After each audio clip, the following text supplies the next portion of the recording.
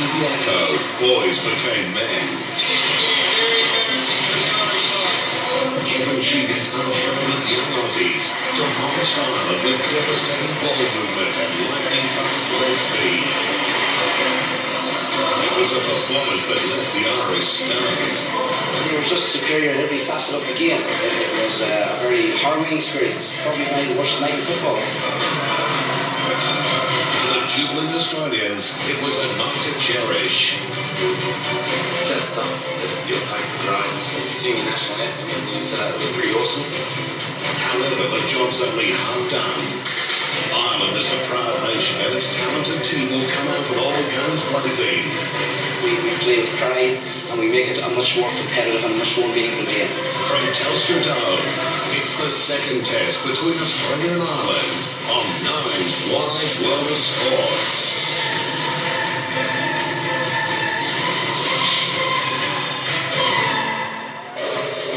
What a difference a week makes in international rules football. 7 days ago, this Irish team were red-hot favourites against an unheralded Australian lineup at Subiaco Oval.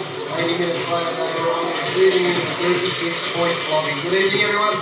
Welcome to the Telstra Dome for the second international rules test. Brian Taylor joins me, and Brian, it has been a long week for the Irish boys. Well, it certainly has, Gaz, and they come to Melbourne here. Let's not forget that Australia have never won a game here in Melbourne as yet, so we know they've won over in Perth, but the 36-point tracing last week wasn't fantastic. To see the Irish boys warming up, I'm sure the coach, Pete McGrath, would have had some words to his players, and here's one of the players there, Con Cooper. We'll talk about him a little bit later. A lot of soul-searching done. He had got some heavy criticism from abroad and also here, big travelling media contingent.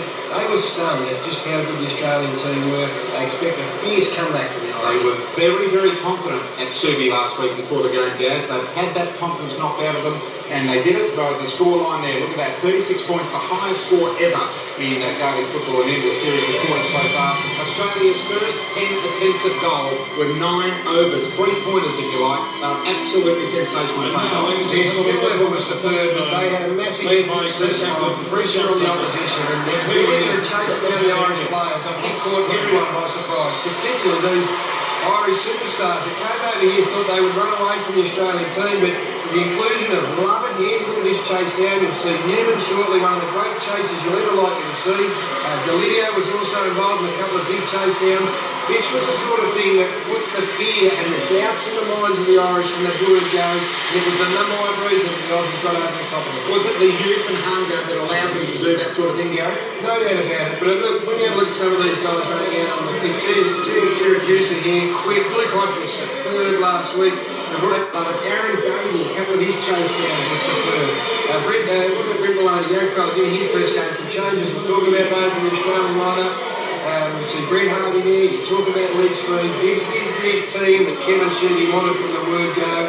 He got what he wanted and it paid massive dividends on Friday night. Eamon Buchanan and Chris Newman, as you've already mentioned, outstanding. This man here, Aaron Davey, boy, did he add a bit of spark to the Australians early, and Morris was an absolute sensation on their best player last week. Dale, who they lovingly call him, and I think he has announced himself. Kevin Sheedy, well, he's had a massive impact on this competition in the space of 7 days. He had a big press conference yesterday, huge media contingent there, Brian, both Australian and Irish, and Sheeds, well, he was at his provocative best.